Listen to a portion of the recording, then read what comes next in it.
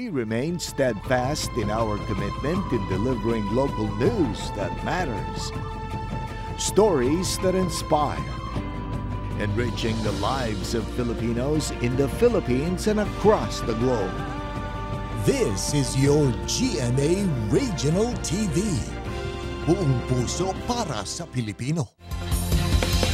Kini ang At Home with GMA Regional TV.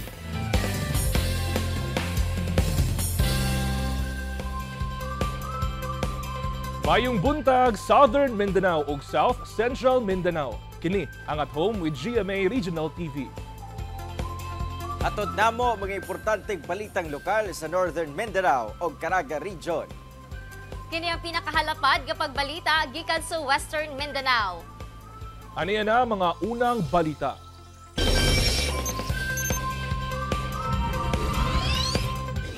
Usa ka candlelight prayer rally ang ipahigayon sa Davao City karong Domingo nga gilaumang tambungan sa mga taga-suporta matud pa ni former President Rodrigo Duterte. Ang detalye sa report ni Argel Relator. Nagkatag karon ang mensahe nga nagaimbita sa mga leader ug taga-suporta ni former President Rodrigo Duterte sa usa ka leaders forum nga ipahigayon karong Domingo sa buntag sa usa ka hotel sa Davao City. Nakalatid sab sa maong mensahe nga dunay ipahigayon nga candlelight prayer rally nga pangunahan matud pa ni former President Duterte pagka-alas 6 sa gabii sa samang adlaw sa Rizal Park. Tumong matud pa sa maong rally nga ipromotar ang transparency, accountability, kalinaw ug seguridad nga ginahandom sa nasod. Hinoon, wala pa'y kumpirmasyon sa kampo ni former President Duterte labot sa maong aktibidad. Apan sumala sa Public Safety and Security Office sa Davao City LGU, andam na ang ipatumang seguridad human nagkatagbo na sila sa events team o nakapahigayon na sab og safety and security meeting. Ang estimate ko lang no, base mga diha sa mga 600 or 700 security personnel. Security and safety na niya, gi-include na namo si Senro para at least pagkahuman ka event, hinlo na pod ang atuang area. Gilaumang ana sa 50,000 ang crowd estimate sa Mutambong. Subay sab ni ini, dunay ipatuman niya traffic plan ang Davao City Transport and Traffic Management Office gikan Enero 26 Biyernes alas 10 sa gabii hangtod Enero 29 Lunes alas 5 sa buntag sa San Pedro Street, CM Recto Avenue, Rojas Avenue, Inigo, Pelayo, Sibanggoy ug Bolton Streets. Hinoon, dunay mugiya nga traffic enforcer sa mga motorista alang sa alternatibong mga ruta. Kauban si Melchor Awing ug Jojo Solarte sa kamera. Ako si Argel Relator para sa At Home with GMA Regional TV. Gibarugan sa Police Regional Office 10 nga luwas og walay mga terrorist group nga naglihok sa tanang probinsya sa Northern Mindanao.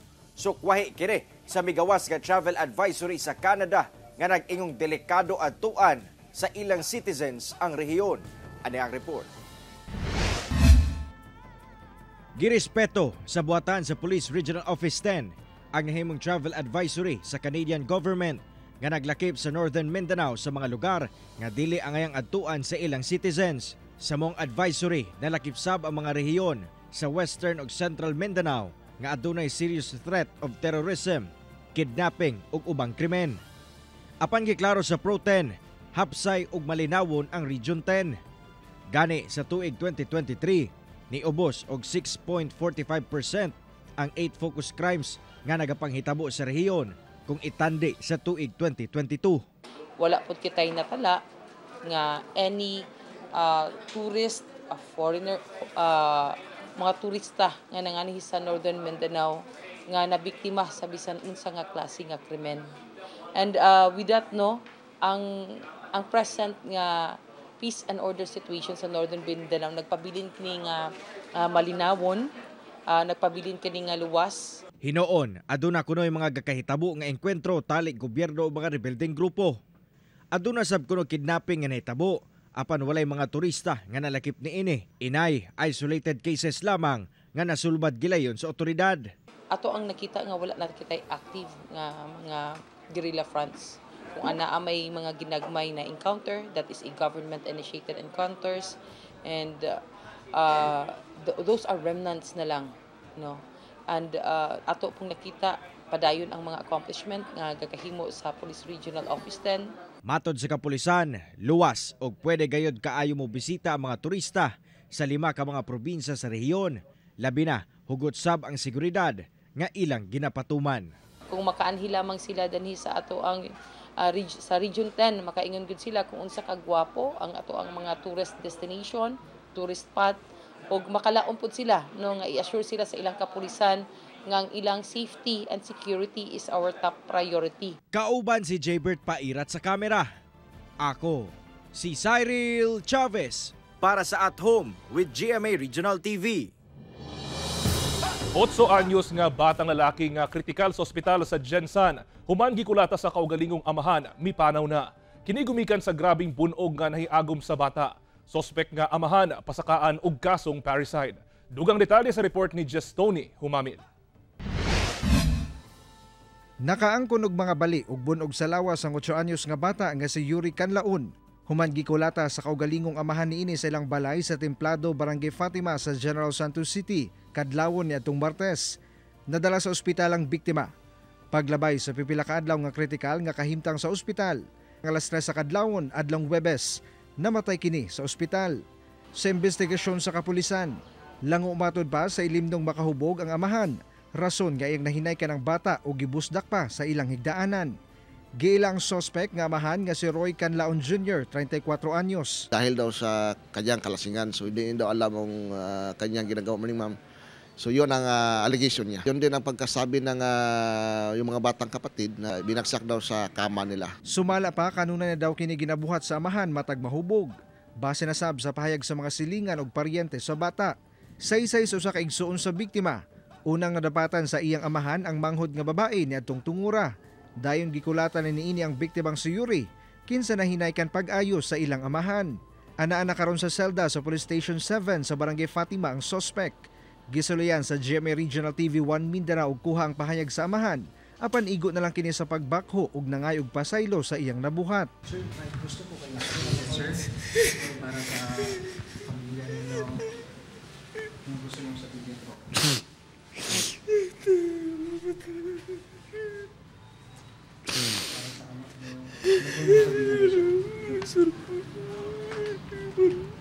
Wala ang inan sa mga bata sanglit anaa kini sa Manila aron manarbaho abroad.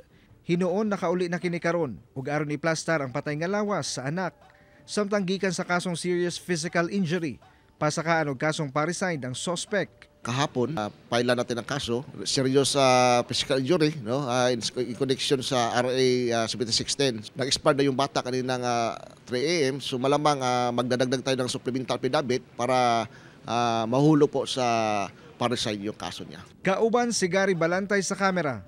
Ako si Tony Humamil para sa At Home with GMA Regional TV.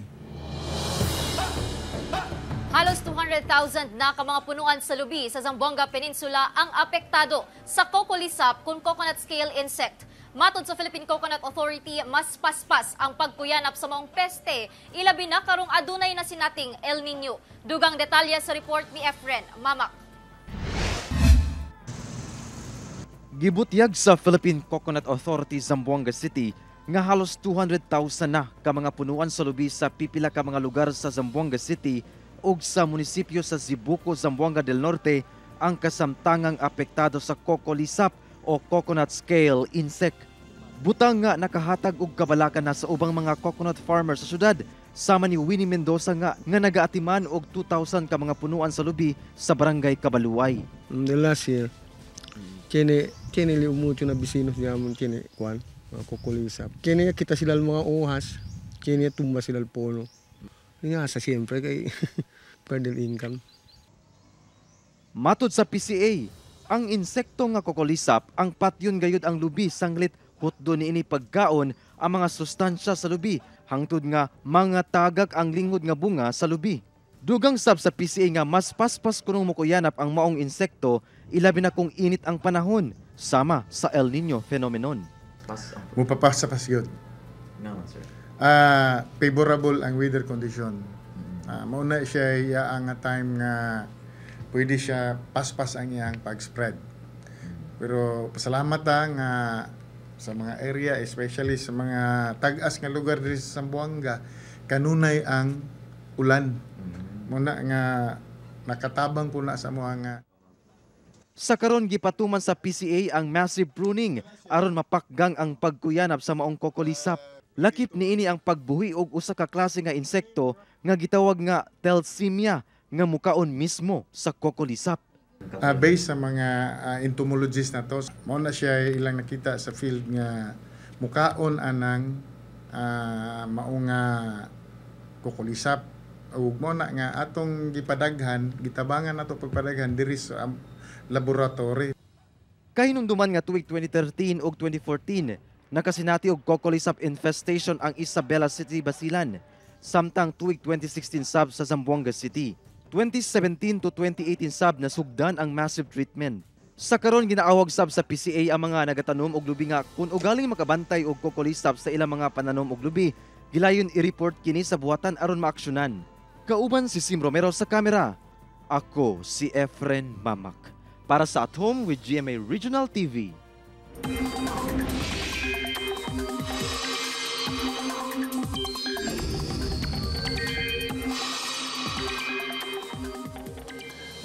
Mga kapuso, mangandam ta sa ulan tungod pipila ka lugar sa Mindanao ang ulanon karong adlaw gumikan sa shear line.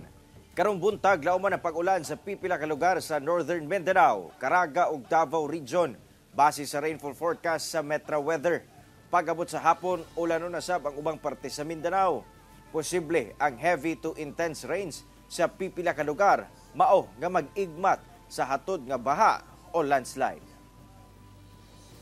Kini ang At Home with GMA Regional TV.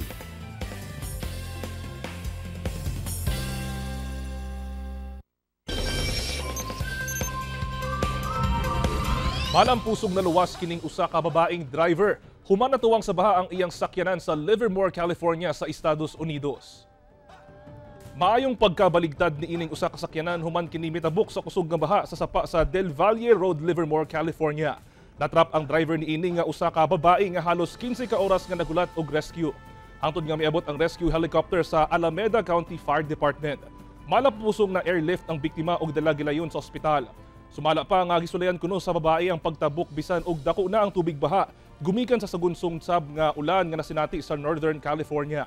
Narod ang tanang gamit sa biktima sa nagbaligtad nga sakyanan og naglisod kini sa pagpangayo og tabang. Nagpabilin kini sa atop sa iyang sakyanan sulod sa 15 ka oras hangtod nga nakit-an kini sa usa ka camper nga mooy nitawag og rescue. Nagdeklara na og state of calamity ang San Diego, California sa Estados Unidos gumikan sa padayong pagbaha. Makita sa video nga pipila sa mga driver ang natanggong sa atop sa ilang mga sakyanan gumikan sa padayong pagbaha nga nasinati sa San Diego, California. Pipila sa mga rescuer ang miabot o giluwas ang mga naipit sa baha sa kalsada. Base sa tala sa otoridad, miabot sa 45 ka individual ang na-rescue sa padayong pagtaas sa tubig sa mga sapa sa Tijuana River ug Mission Valley. Kini gumikan sa winter storms nga naghatod og halapad nga pag-ulan sa San Diego. Ang ilang mayor ang nagdeklara na og state of emergency. Nakasinati sab og power outages kung asa apektado ang ana sa 5,000 kakabalayan sa San Diego.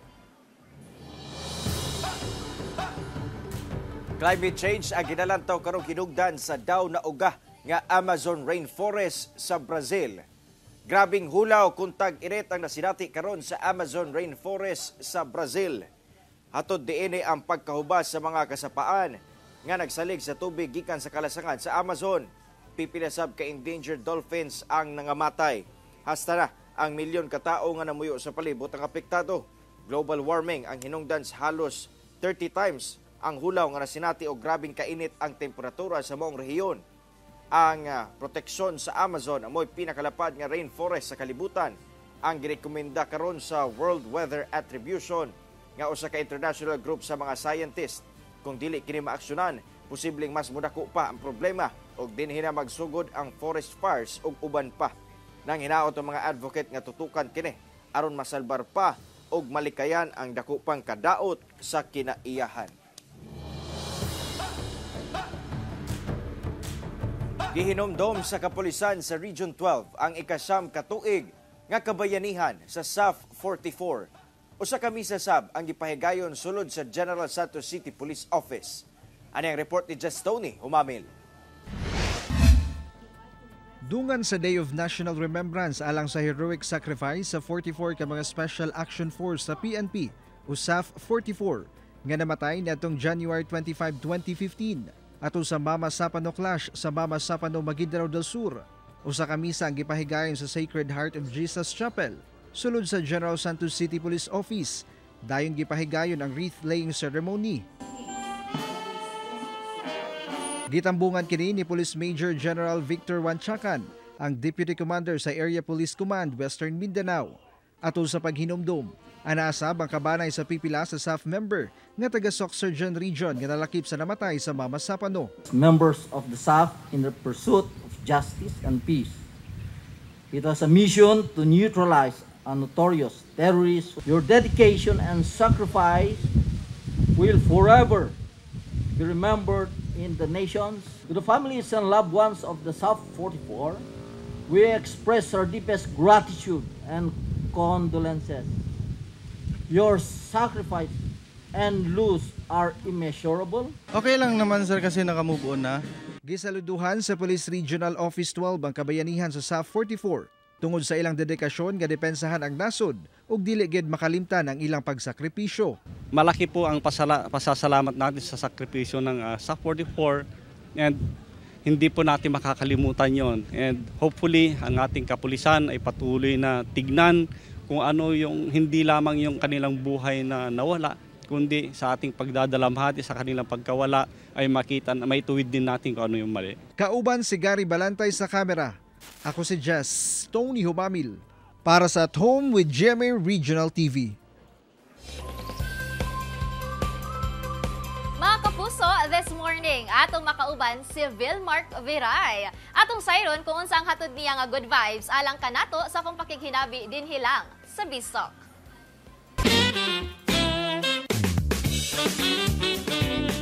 Mayong buntag, Vilmark, and welcome sa At Home with GMA Regional TV. Pakibati naman ang ating mga kapuso rito sa Mindanao. Maayong buntag sa ating mga kapuso na nanonood ngayon dito sa atin sa At Home with GMA Regional TV. Yun! Congratulations, Vilmark, sa self-penned single mo na Inowi under GMA Music.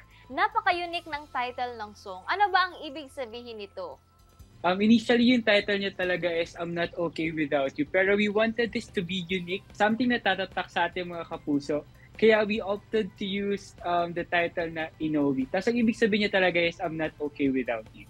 At ito ha, how does it feel na naging theme song ngayon ang kanta mong Lisan sa Love Die Repeat at ginawan pa ito ng sariling version ni Ultimate Star Jeneline Mercado. Ating nangarap, di galang nawala. Sa iyong paglisan, ika'y paubaya. Aasa muli magtutugma. Kasi I can't believe na gagamitin yung song ko. I just realized before na I just wanted that song to be released kasi I dedicate that song for my father, which is very special to me. Well, pwede bang pasample naman ng Inowi for our kapuso sa Mindanao? If this is love, I don't want this feeling anymore. I'm not okay without you. I'm now on my own, picking up the pieces of my heart. I'm not okay without you. Daghang salamat sa oras na inilaan mo sa At Home with GMA Regional TV, Vilmark. Please invite our kapuso na i-download ang iyong newest song at sa ang social media accounts ka pwedeng i-follow. First of all, I just want to say daghang salamat sa ating mga kapuso na nanonood ngayon sa At Home with GMA Regional TV. And saktong-sakto ngayong araw na po na-release ang aking bagong single under GMA Music on all digital music platform, which you can stream on YouTube, Music, iTunes, Spotify, and all digital music platform. And I hope you can continue to support me. Daghang salamat mga kapuso. Mga kapuso, tutok lang kay mubalik pa ang At Home with GMA Regional TV. Kini ang At Home with GMA Regional TV.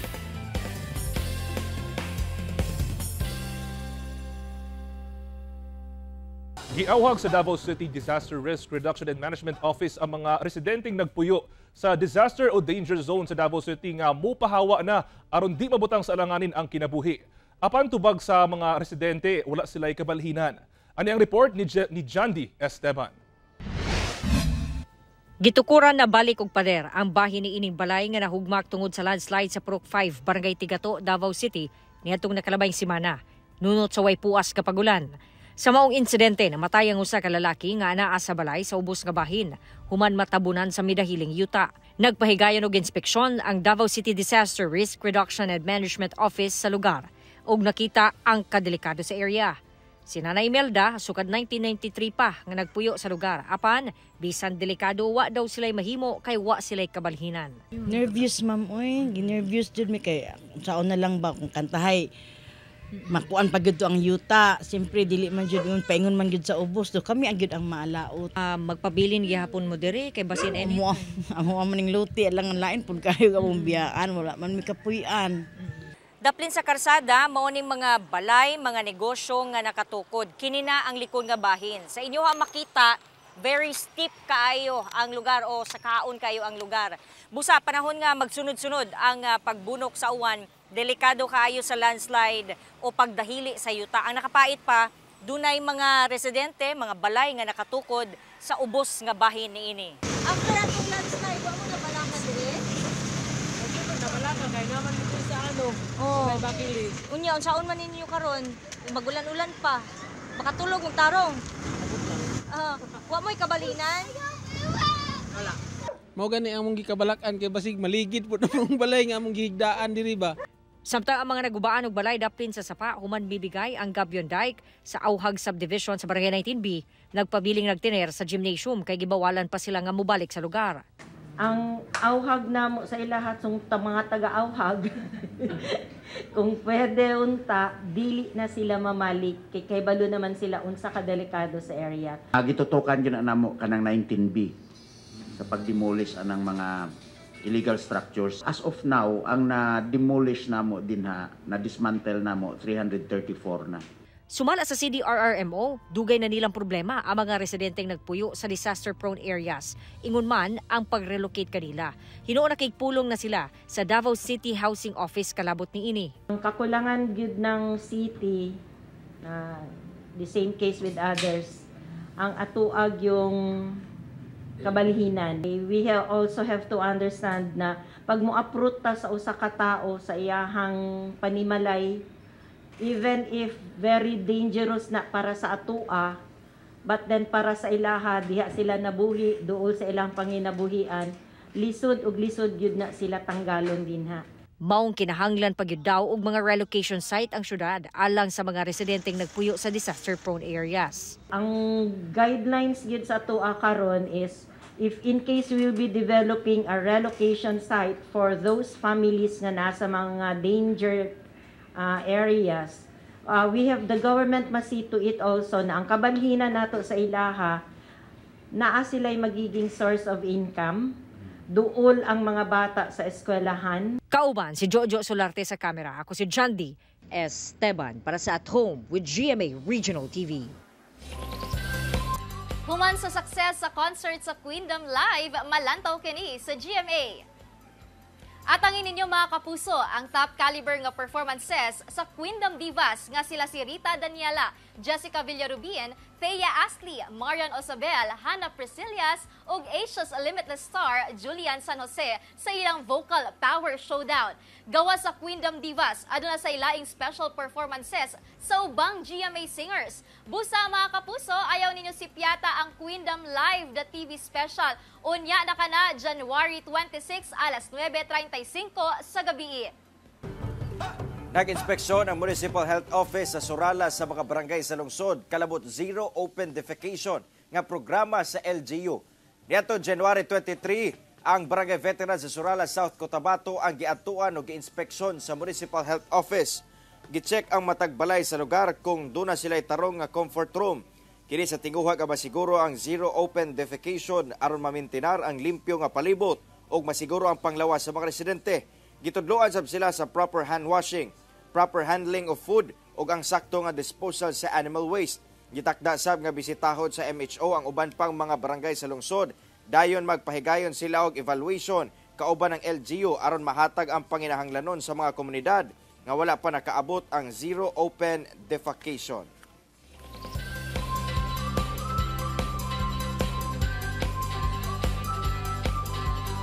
Mao kadto ang mga ulahing balita sa Mindanao karong adlaw. Mabahimo ninyo kining makita pag-usab pinaagi sa pagbisita sa official website sa GMA Regional TV o bisita ang among official YouTube channel o i-click ang subscribe button para sa pinakaulahing balita. Daghang salamat sa atong mga kapuso sa Mindanao nga nagalantaw kanamog sa atong mga kapuso abroad. Padayon lang sa pagtutok sa mga lokal nga balita matag adlaw tungod sa GMA Regional TV. Local news matters. Kami sa At Home with GMA Regional TV, tibuok puwersa para sa mas dakong misyon ug masalapad nga pagserbisyo sa nasod.